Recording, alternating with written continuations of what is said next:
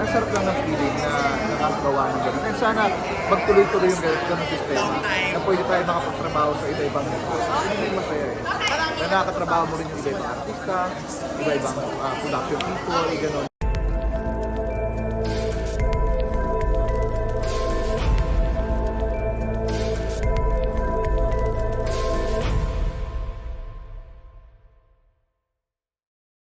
Wala ka ng contract na yun.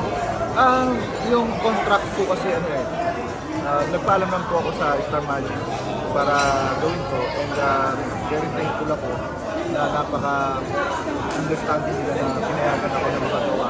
So per show ka lang. Ano po? Ang contract mo per show. Yes, ngayon naman kasi yes po, parang ganun po. Parang ka ni Joe and Bascon. Ako, per show.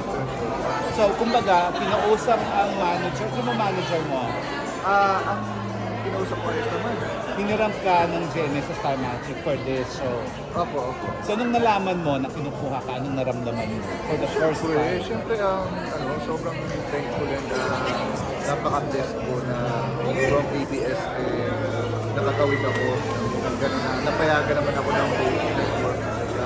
Sila Direk Loren, napayagan naman ako and so Jeremy naman, sila Talilibot na sanabi. So parang ang sarap lang ng feeling na nakakagawa ng gano'n. And sana magtuloy-tuloy yung gano'n sistema na pwede tayo makapagtrabaho sa iba-ibang negosyo. Yun yung masaya eh.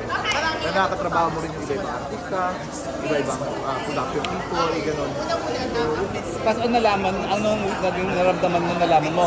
Senator Bong Revilla ang kasama. I'm excited. Ang bida. Sobrang excited. Kasi sabi ko isa sa mga pangarap ko talaga yung mga trabaho sa Senator Bong. And gaya niyan, sinasabi ko na siya yung launching ng Bugong Buhay dati. Diba ako yung nag-remix sa TV. So ngayon nakita kami dito. So yun yung mga abangan nilang mga eksena. Like for example, yung duelo, yung ganun. So nakaka-excite. Hindi ko lang talaga pwedeng ayaw maging spoiler dun sa character ko talaga. Kasi like kanina, nakita niyo naman, hindi talaga masyadong ipapakita siya. Papasok ako ng dito. So yun, basta sabi ko lang sa kayo, napaka-interesting yung character. And alam mo yun, bilang isang artista, pag in-offer din sa'yo yung ganung role, ito yung mga bagay na ang hirap mong tanggihan kasi napakaganda talaga ng character. Tapos EJ, of course alam mo naman na yung mga dati mo rin kasama sa ABS nandito na. So looking forward ka ba na makatrabaho ulit sila like Bea Alonso, si Yan Lim? Di ba, sa ABS magkasama. Looking forward. Makatrabaho mo na ba si Bea? Opo, sa Guns N' Roses. Kami na Senator Robin Padilla. Siya. Si Sian sa 14, of course. Oo nga pala. Magkasabay kami. So, excited din ako. Looking forward po ako. Excited ako makatrabaho. Pero sana rin makatrabaho ko rin yung mga ibang artista ng GMA. Marami din naman po talaga na mahabang panahon na hindi rin kami nagkakatrabaho. So, sana may project, may concept na parang sabihin natin bagay sa akin and pwedeng samahan ng ibang mga artista.